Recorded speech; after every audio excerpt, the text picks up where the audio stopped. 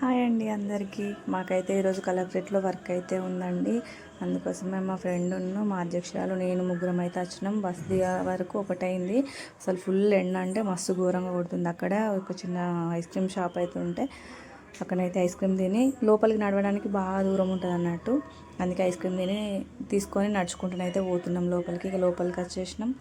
నడుచుకుంటూ అయితే పైకి వెళ్ళిపోతున్నాం. పైనకి వెళ్ళిన తర్వాత వ్యూ అయితే ఎంత బాగుంది. ఇక్కడ మా జెండా ఉంటుంది. వెనుక మొత్తం గ్రీన్గా మొత్తం గుట్టలే ఉంటాయి. మొత్తం పచ్చగా కనిపిస్తుంది. ఇక్కడ నుంచి చూస్తే ఎంత బాగుందో. కిందికైతే వచ్చినామండి వర్క్ అయిపోతే. ఇక్కడనైతే టచ్ మీ నాట్ ప్లాంట్ అయితే కనిపించింది. మస్తు రోజులు అవుతుంది చూసి. ఎప్పుడో 5-6 సంవత్సరాల క్రితం చూసిన అంటే మళ్ళీ ఇప్పుడు చూసిన నేనైతే.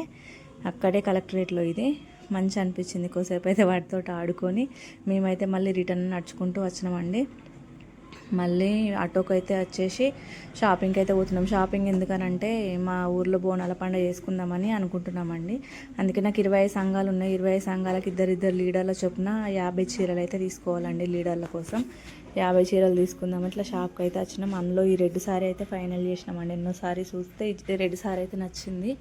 ఎట్లా ఉందో కామెంట్ చేయండి.